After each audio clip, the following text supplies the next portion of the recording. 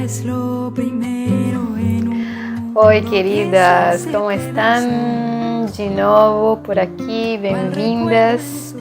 Quanta alegria, quanto prazer tê-las junto novamente. Eu estou por aqui com meu fuso para a nossa conversa de hoje. E as que nos visitam pela primeira vez, que bom que estejam aqui. Este canal se chama Arte das Curandeiras. A gente caminha as jornadas devotas e carinhosas das antigas artes femininas, da curanderia, da magia, da arte têxtil. E justo hoje estamos aqui para conversar sobre esses temas, sobre a curanderia, a magia e a arte têxtil, e essa relação tão antiga, tão profunda, tão bela, que essas três artes têm e tiveram durante toda a história da humanidade.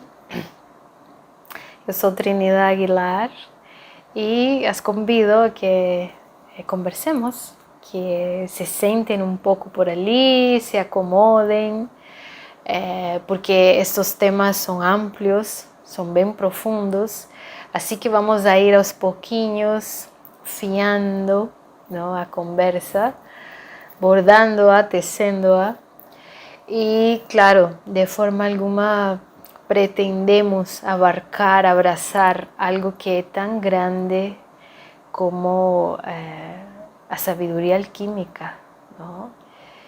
Esta é simplesmente uma pequena aula para abrir a nossa curiosidade, abrir a nossa sensibilidade e dispormos a navegar por alguns aspectos que pode nos ajudar, não, em nossa arte criativa, não, em nossas artes têxteis. Assim que podemos começar falando um pouco o que é a magia.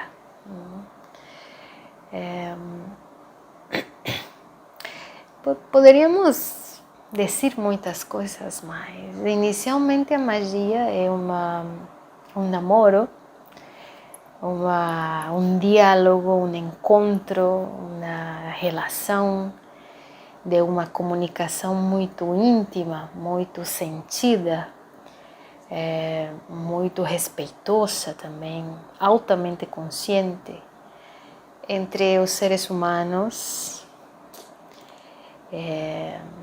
e as forças da natureza, as forças telúricas que estão aqui na existência em Pachamama, como os rios, as montanhas, os bosques, os elementos, o fogo, a terra, o ar, a água,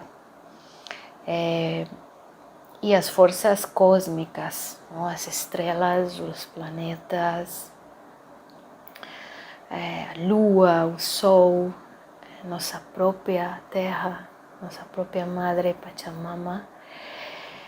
E essa relação entre o ser humano e essas forças, e todas as forças e todas as leis da natureza e do universo que regem essas existências celestes e telúricas. Então, inicialmente, a magia é essa relação íntima entre o ser humano e estes elementos de energia, que são inteligências cósmicas, inteligências sensíveis, que são seres que vivem, que vibram, que se comunicam e que têm uma grande sabedoria. Então, inicialmente poderíamos dizer, assim como para começar, que a magia é esse encontro entre o ser humano e esses elementos da natureza e do céu. E podemos perguntar-nos também por que existe a magia, para que se faz a magia, não? Para poder compreender um pouco a relação com a arte têxtil. E realmente, inicialmente, se faz por amor, não? porque o ser humano, quando atinge um grau de sabedoria e de compreensão, reverencia as forças da natureza, observa as forças celestes, estelares, cósmicas, com grande afeto, com grande aprecio, com grande admiração, com grande reverência e honra, porque são forças vivas, completamente orgânicas, completamente inteligentes, nas quais nós vivemos e, portanto, elas estão em nosso interior e estão também na vida, não? Na existência. Então a magia existe porque o ser humano reverencia e quer e deseja e se sente atraído e se sente curioso por conhecê-las e por estabelecer com elas um diálogo, não?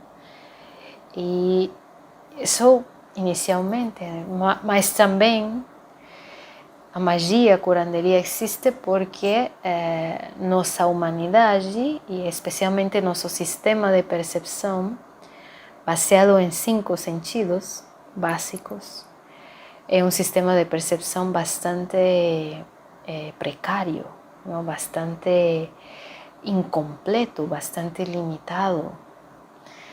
E além disso, de que somos muito pequenos, muito precários, e que nosso nível de percepção sensível é básico, além disso, temos uma percepção bastante superficial do universo, porque fomos educados em um paradigma de pensamento racional que considera que o que existe é só o que se pode ver e tocar em termos da matéria, não? Agora começou a falar-se nos últimos tempos do século XX sobre energia, não? Já com a física contemporânea e as novas descobertas, começaram, né, os científicos, começaram as ciências a falar sobre energia, que é algo que os alquimistas, os curandeiros e os sábios antigos da magia falam há milhares de anos, não? Porém, nosso sistema perceptivo, que nós percebemos da realidade, é bastante básico, bastante precário. E a magia, a alquimia, a curanderia são percepções muito mais amplas do universo, conhecimentos muito profundos sobre as leis que regem o universo e a existência dos seres humanos, e que elas nos podem acolher e ajudar a equilibrar o caos e o conflito que o ser humano geralmente promove e cria. E essa seria a terceira, vamos a dizer assim, o terceiro porquê e para que se faz magia, porque o ser humano aprende as artes antigas, não? Da alquimia, porque realmente os seres humanos precisamos equilibrar as forças que nos fundamentam e que estão geralmente em desequilíbrio, não? Geralmente adoecemos, geralmente temos perdas, geralmente não compreendemos, vivenciamos situações de dificuldade, coisas que nos atravessam, que nos doem, que nos fragmentam, que nos tiram a calma e a tranquilidade. E precisamos que as forças da natureza nos assistam, nos deem uma mão, nos ajudem, nos proporcionem uma maior compreensão, uma maior inteligência, uma maior disponibilidade para a vida. Então, a magia se faz de todos esses elementos, não? Se faz dessa relação que o ser humano tem com toda a vida que o rodeia e uma forma como ele se conecta com ela muito sábia, não? muito interessante, também muito bela e antiga. Não? Então, falando um pouco isso sobre o que seria magia e curanderia, que não são duas coisas iguais, mas que elas têm alguns princípios de semelhança entre elas, não?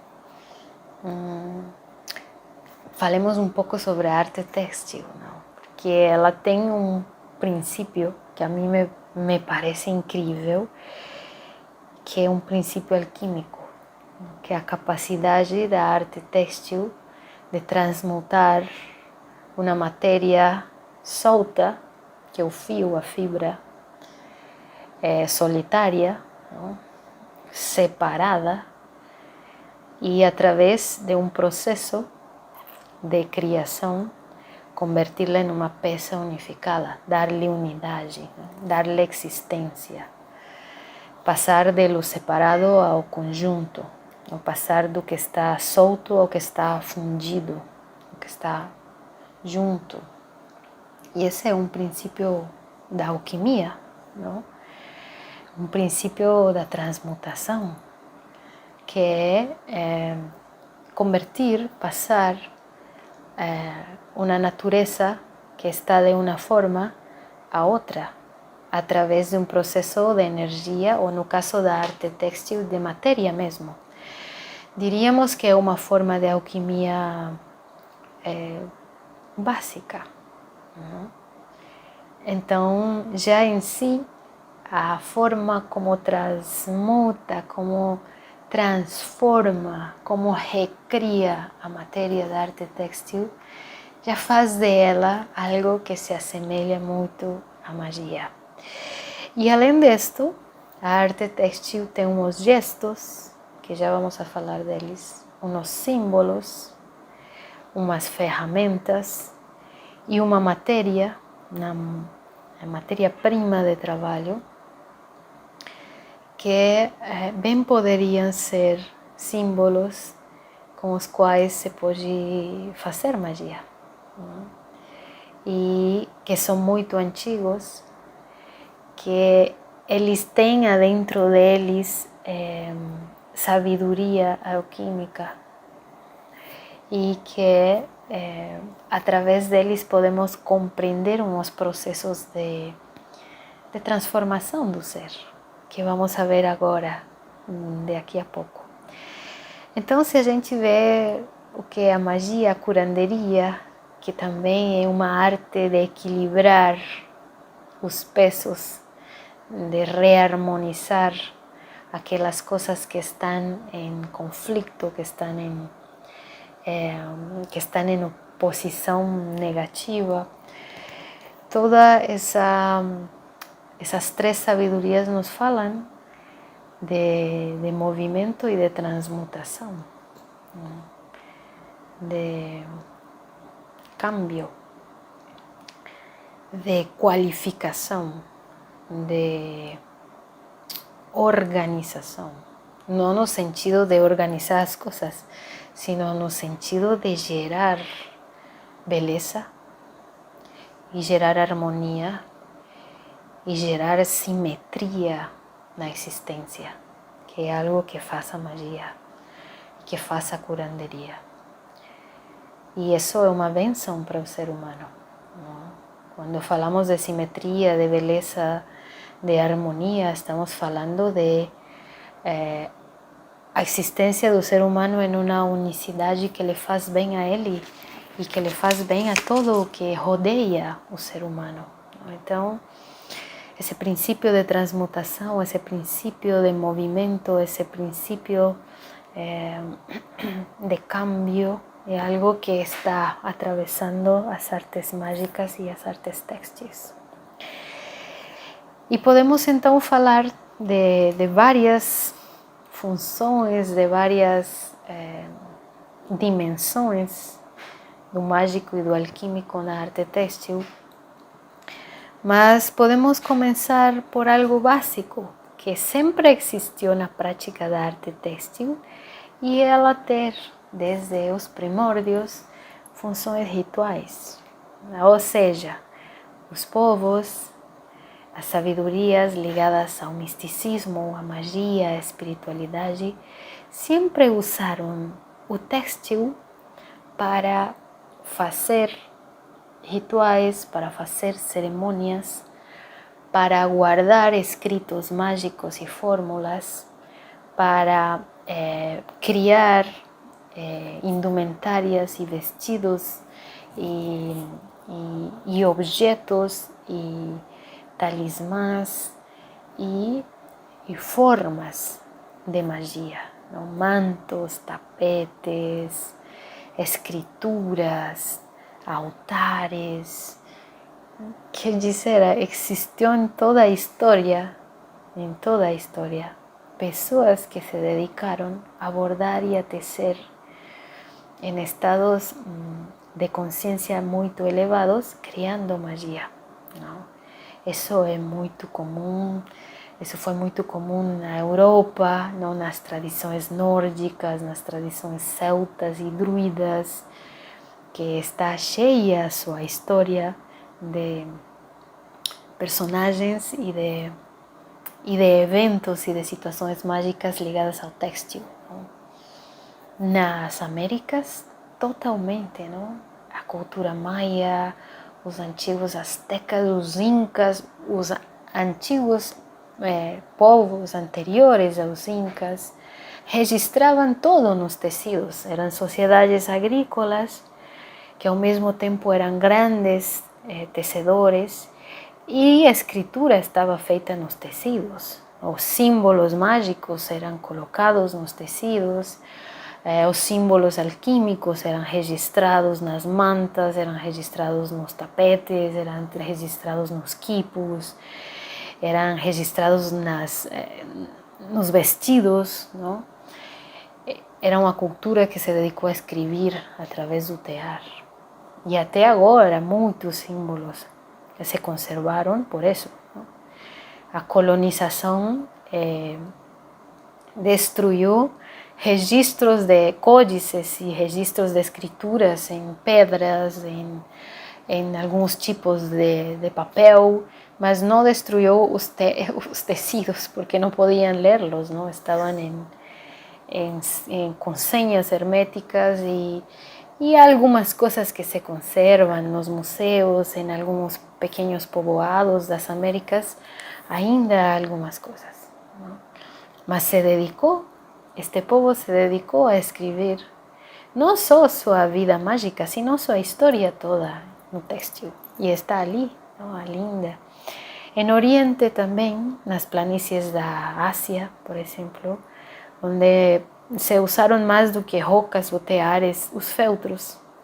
E os feltros que têm sido encontrados nos túmulos, nos jacimentos arqueológicos, nas joias, nos vestidos, todos têm símbolos e funções rituais e funções mágicas, orações, rezos, orientações, mapas espirituais, enfim, escritos em teares, escritos com feltro, perdão. No Japão e na China também, uma tradição de trabalho com a seda, por exemplo, que são elaborações supremamente sofisticadas, de tecidos muito sofisticados, onde se escreviam poesias, onde se escreviam relatos, onde se escreviam contos e onde se escrevia também questões místicas e espirituais, não? E isso está presente nos relatos antigos, do antigo Japão, da China, enfim, das civilizações mais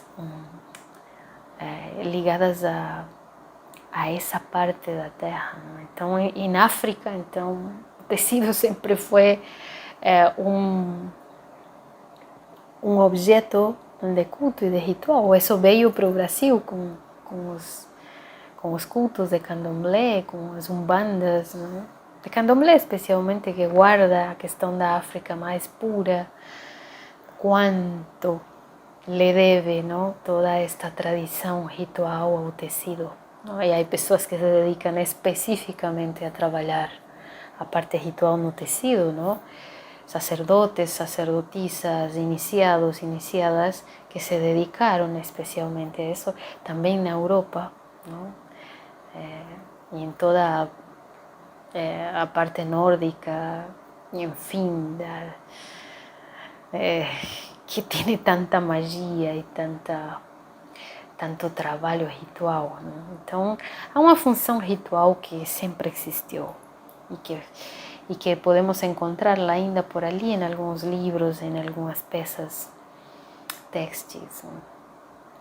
A parte dessa função ritual, também há uma função arquetípica muito antiga nas artes textis, e é que vamos a ver as mitologias dos povos antigos da Grécia, do Egito, as mitologias nórdicas, druidas, estão cheias de personagens e de arquétipos das fiandeiras, das tecelãs, dos alfaiates, das mulheres que tinham as rocas, das mulheres que usavam os fusos, e das histórias e dos contos, dos arquétipos relacionados com a arte textil. Não está todos os contos dos irmãos Grimm. Se vocês os veem, os contos das mitologias nórdicas, cheias de pessoas que fiavam e teciam. Então, esses relatos, esses contos, essas mitologias também nos falam muito dessa parte mística, dessa parte ritual, dessa parte relacionada com o destino do ser humano, com o devenir, com o tempo, com o espaço, com a relação do ser humano com os deuses, com a relação do ser humano com o tempo, com a relação do ser humano com o que muta, com o que transmuta, com o que cambia. Isso está tudo aí nessa mitologia borbulhando, não? De símbolos para eles ainda serem estudados por nós, ainda serem conhecidos, não? Ainda serem trabalhados, não? Essa parte literária e essa parte mitológica é muito rica e muito bela também. E tem já uma função mágica, não? Que é a simbologia propriamente dita das ferramentas e dos materiais com os quais se trabalha na arte textil. Inicialmente porque na antiguidade, no mundo antigo e agora se está resgatando, o trabalho da arte textil sempre foi feito com fibras naturais. Fibras naturais que têm potências e poderes botânicos muito fortes, como o algodão, não? Que é altamente curativo, que também é um símbolo de correspondências com muitas questões mágicas. A lã, que é uma fibra muito potente, muito poderosa, de origem animal, não? Muito evocadora também. O linho, que é uma fibra também muito forte, que se tem usado. A seda também. Então, a matéria viva com a que trabalha a arte textil é uma matéria que tem energia e tem qualidades que têm sido usadas sempre para curar. Além de todas o têxtil ritual, também tem existido têxtil curativo. Nos Andes há muitos mantos, chumbes, enfim, não? Que se usam porque vêm de qualidades de matéria-prima muito pura, não? E que tem qualidades curativas muito fortes. Mas além dessas matérias, estão em si os elementos através dos quais se tece e se borda, que têm umas forças simbólicas muito poderosas e que elas são forças simbólicas que se usam ou se podem usar nos processos alquímicos e de magia, não? Por exemplo, o fuso. Este fuso, através do qual se faz a fiação, ou seja, se converte a matéria da lã ou do algodão que está bruta, que está junta, unida, em fio, não? E se vai depositando aqui no corpo do fuso. que além disso, como vocês podem ver, tem um princípio feminino masculino óbvio. O disco é o feminino e o masculino é a vara, não? E ele traz esse princípio de equilíbrio dessas duas forças que trabalha também a circularidade, não? Junto com a roca. Então esse eterno girar e girar e girar faz com que a matéria solta se unifique através do fio e se reequilibrem em essas forças femininas e masculinas, e isso é um acto de magia, isso é um princípio mágico, não? Essa transmutação dessas forças para que elas se reequilibrem e se reencontrem, não? Então o fuso é uma ferramenta que permite fazer esse movimento alquímico, não? De reconciliação dessas forças opostas que estão no cosmos e que estão na vida dos seres humanos e na vida de todas as coisas, não? E este movimento que traz a questão do eterno, não? Do eterno, do movimento eterno, que também é cíclico e que também está em um constante devenir. Este instrumento é muito poderoso, muito simbólico, muito arquetípico, não? E com ele pode, de fato, ser feita uma compreensão maior do que está em caos dentro do ser humano, não? Do que precisa ser mobilizado, do que precisa ser reunificado, do que precisa circular, do que precisa mover-se e do que precisa entrar nesse ciclo cíclico e eterno de movimento, não? De vida, de existência.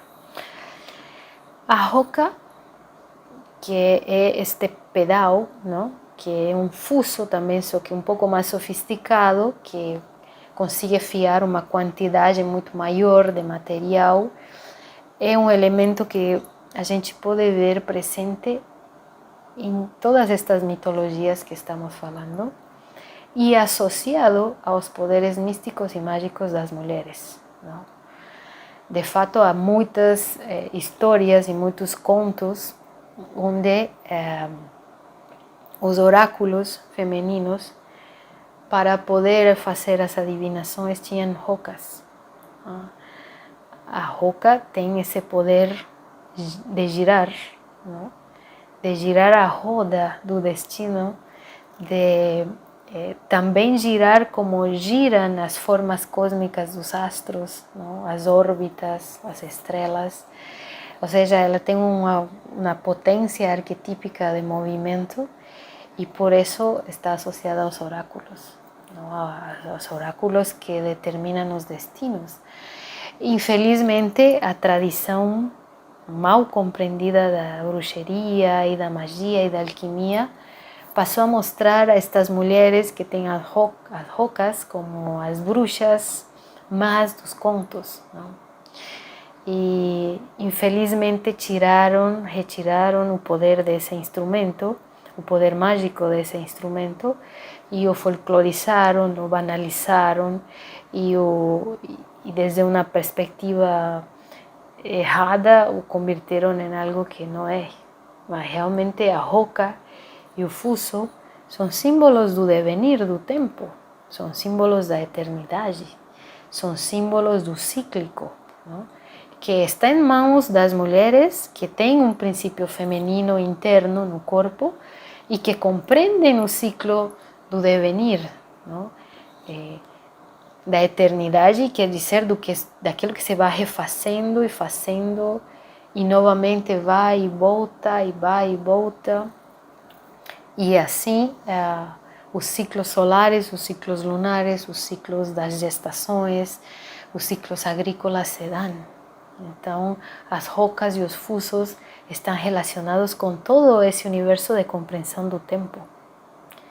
E por isso eles fazem parte da mitologia alquímica e mágica e são símbolos que podem ser usados para a prática da magia, e têm sido usados de fato. Então eles estão muito além, não, de uma compreensão superficial. São realmente símbolos muito antigos, não? O mesmo acontece com o tear. O tear, que também já é uma evolução da capacidade do ser humano de criar, de unificar o fio e converti-lo em uma peça, ele imita a forma do universo, do cosmos, não? E também supera a dualidade da urdimbre e da trama. A urdimbre vertical e a trama horizontal, não? A urdimbre, que junta as oposições solares e telúricas, e a trama, que vai contando a história, e a tecelã, que a vai tecendo. Então é um símbolo arquetípico das coisas da criação, de como se criam as coisas, de como se formam, de como se movimentam.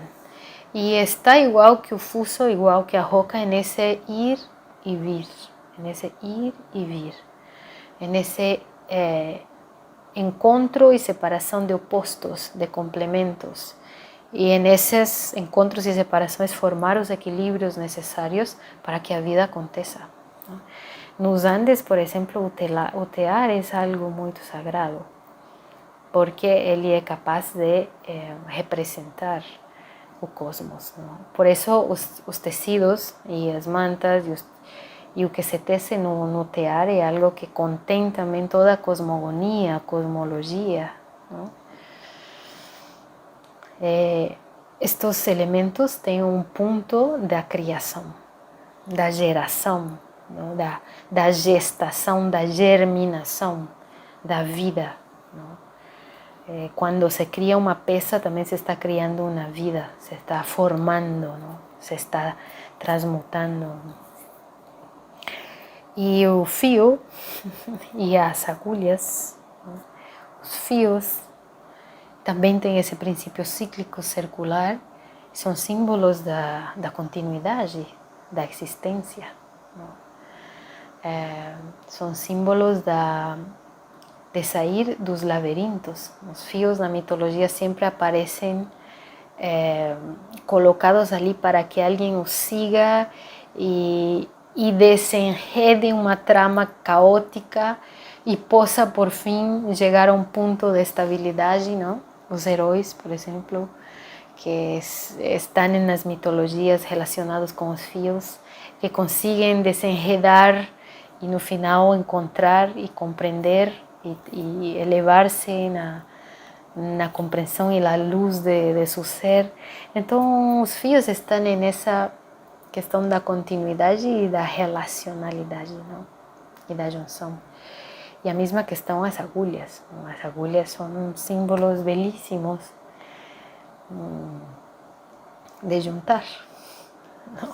E isso sabemos muito os que praticamos, como a arte têxtil não é só algo que cria, sino que além disso vai remendando por dentro a quem tece e a quem borda, não? As bordadeiras especialmente. A agulha é um símbolo de fusão, é um símbolo de encontro, um símbolo de reencontro, é um símbolo de conexão e portanto de paz, não? Um símbolo de reunificação, de unificação. Assim que podemos ver que tanto a roca como o fuso, como o tear, como o fio, como a agulha são símbolos de unificação, são símbolos de continuidade, são símbolos de eternidade, como se estivessem mostrando-nos como o cosmos e como a vida permite que a vida continue. E que a vida continue, se faz, se desfaz, gira entre os opostos, circula, é cíclica, mas está ali continuando. Então, são uma narrativa da continuidade, da fusão. E essa continuidade também, claro, é uma esperança, não? Por eso son tan fuertes estos símbolos, por eso cada vez que os tomamos na mão y estamos frente a un tear, frente a un fuso, frente a una agulha, acontecen tantas cosas en nuestro ser. Y con eso también é interessante que passemos um pouco a função curanderio da arte têxtil. Não? Falamos da função ritual, da função arquetípica, desta função mágica, mais simbólica, mais alquímica, mas falemos do curanderio, que é tão precioso também, porque se observamos a função mágica, ela está mais ligada à questão das ferramentas e dos símbolos, mas a gestão da cura, do remédio, está mais ligada aos gestos da arte têxtil, ao gesto de tecer e de bordar, que é um gesto muito específico, que quando ele está aprimorado, quando alguém é um mestre, uma mestra de tecelagem ou de bordado, é muito belo, é hermoso ver alguém tecendo e bordando, porque é um gesto repetitivo, não? Circular, contínuo, rítmico, não? De repetir e repetir e repetir ciclicamente, ou seja, se repete, mas se evolui, e esse tipo de gesto de continuidade, que é exato e que tem que ser muito puro e muito simétrico para que dê certo, coloca ao ser que tece e ao ser que borda em um estado de contemplação, não? Porque esse ritmo que se repete no silêncio, com um estado de alta paciência, com um tempo bastante lento, em um espaço de solitude, de solidão, faz com que esse ser que está ali entre em um estado de contemplação e em um estado de meditação, não? Que de tanto gerar esse gesto, então gera uma essência, um perfume, um tono gestual interno sutil, muito sutil. Ao começo, quando se começa a bordar e a tecer, se depura muita coisa, não? Mas com o tempo, quando se vai aprofundando no ofício e na arte, como toda arte, e já se tem vomitado com toda a experimentação inicial, grande parte do ego, da personalidade e dos fantasmas interiores mais superficiais, mais densos, e quando se depura, esse gesto se torna uma oração, uma meditação, em um silêncio que é altamente curativo. Altamente curativo. Ele realinea o interior, ou reharmoniza as forças internas que estão em caos, as coloca em uma velocidade e em uma qualidade simétrica, equilibrada, harmônica, bela. E isso de fato acontece. Por isso tantas pessoas em estes tempos têm se aproximado da arte têxtil, porque no fundo estão buscando isso. Estamos buscando isso, esse estado de contemplação, que é uma forma de meditação, não? Como todas as artes, se chega a um ponto de conexão com o ser tão forte, o ser conecta com as forças celestes e telúricas, e nessa conexão, nesse trio, se forma uma borbulha de energia que é sanadora. Muitas mulheres em situações de muita dor, em países onde há muita violência, guerra, perseguição, migração, fome, que estão bordando e que estão tecendo, contam isso, que realmente tenham encontrado um espaço ao interior de seu ser onde podem estar em comunhão com sua interioridade mais bela e mais pura. E isso é maravilhoso. Assim que quem não pratica uma arte textil e quer praticarla, pode fazê-lo. Porque esse estado de contemplação no silêncio, na continuidade, num ritmo cardíaco, é alquimia, é magia, é no senso mais puro e mais alto que possamos compreender, porque aí se está alquimizando o ser em si mesmo. Daí que o espírito feminino tem encontrado um refúgio na arte textil, porque ha devolvido essa dignidade interna, não? Essa dignidade de sentir-se em paz, que é precioso.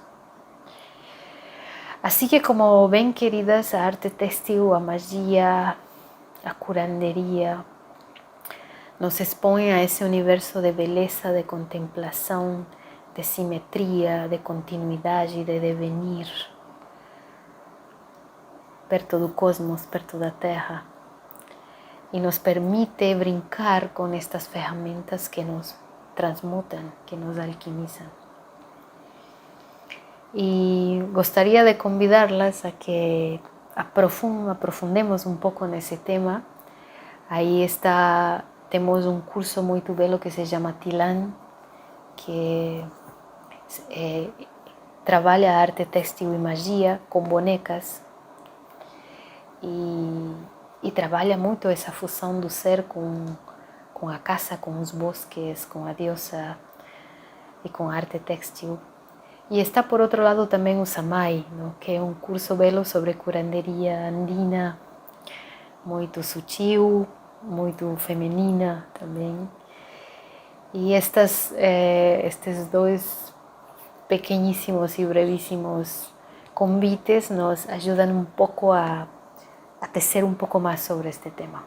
Então, nos encanta estar com vocês, poderíamos continuar falando muito, mas sinto e acredito que esses pequenos aportes podem nos ajudar a melhorar nossa relação com a nossa criação textil e a perguntar-nos, não, sobre estas profundas artes antigas, alquímicas e mágicas. E as convido a quem queira profundizar, profundize mesmo, não? Não fique pelas bordas. Se vai fazer magia, faça mesmo. Se vai fazer curanderia, faça mesmo. Estude muito, muitos anos. Assim mesmo tear, assim mesmo bordado. Não peguem como uma coisa de um final de semana ou como algo que gostei, me chamou a atenção, pego e depois solto, porque são artes que requerem de nós muitos anos, muitas décadas, para vivê-las intensamente e realmente. Então, as convidamos, queridas, a que nos sigamos encontrando. Les mandamos um beijo imenso desde aqui, desde esta casita. Las queremos muito e continuemos na magia e na alquimia da vida e de viver, e de tecer e de bordar. Um abraço para todas.